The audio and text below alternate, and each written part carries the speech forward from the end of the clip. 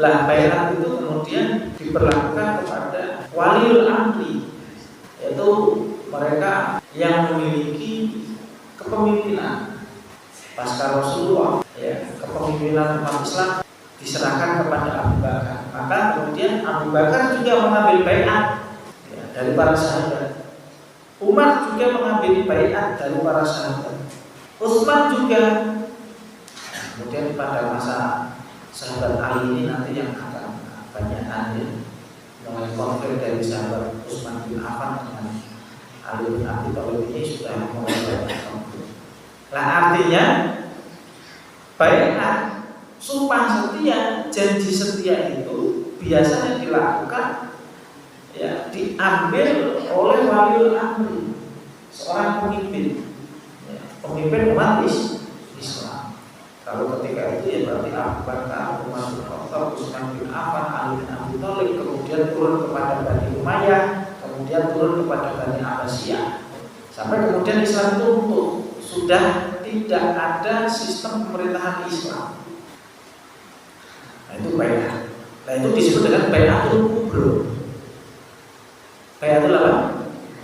Kubro. Ingat, baiatul kubro itu adalah baiat yang diberikan kepada pemimpin umat Islam tertinggi dalam satu sistem pemerintahan Islam.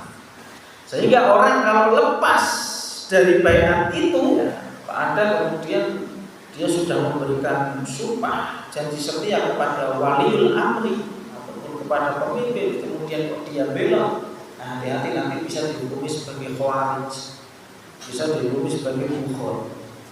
Yang itu nanti terserah imam, apakah dia mau diperangi atau tidak. Nah kalau dia sampai memobilisasi massa untuk mengadakan perlawanan, nah ini namanya bukhor, khawarij, maka diperangi. Nah, itu dalam pemerintahan Islam seperti itu. Lah yang karimahullah.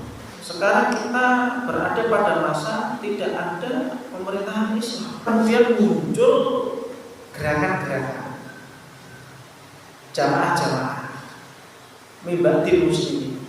Ada kelompok-kelompok, ada organisasi-organisasi Islam.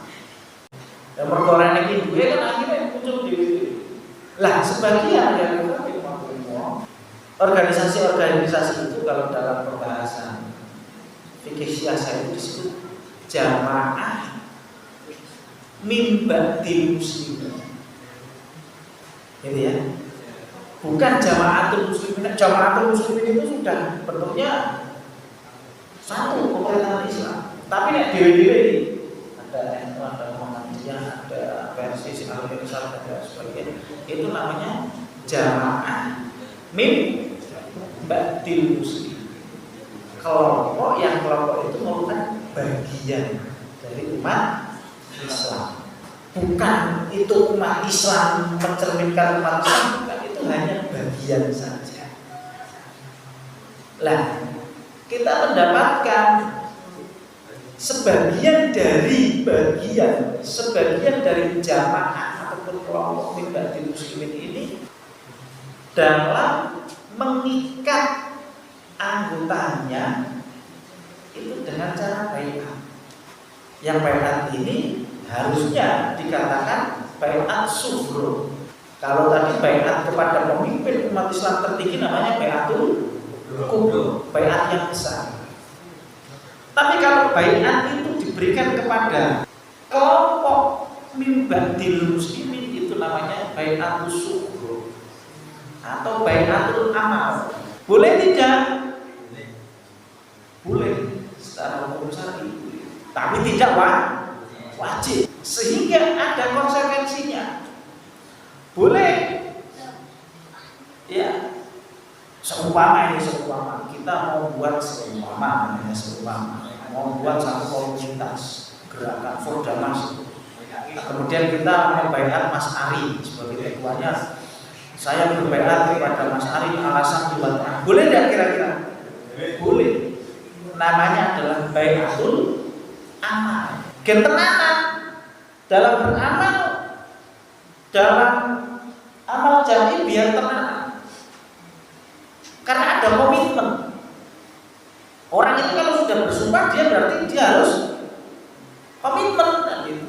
Orang itu tidak berjanji dia harus komitmen dengan janjinya. Maka yang demikian ya, para ulama membolehkan adanya bai'ah terhadap apa? Jamaah min ba'dil muslimin.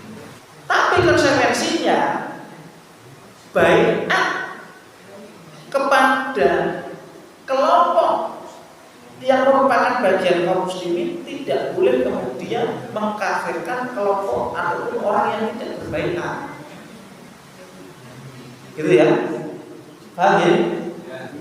Ini di sini yang sering nanti akan kita mendapati kelompok-kelompok itu bai'at yang diberikan kepada kelompok min ba'dil muslimin, konsekuensinya tidak boleh mengkafirkan orang yang tidak berbai'at atau orang yang tidak ikut kelompoknya, tidak boleh. Karena ini adalah apa tadi namanya? Kelompok dari ataupun bagian dari kaum muslimin. Boleh jamaah min ba'dil muslimin itu memperlakukan bai'ah itu boleh. Tidaklah konsekuensinya dia tidak boleh mengkafirkan orang di luar komunitasnya, orang di luar kelompoknya. Ini tidak boleh haram. Karena bai'ah itu hanya dilakukan untuk bai'atul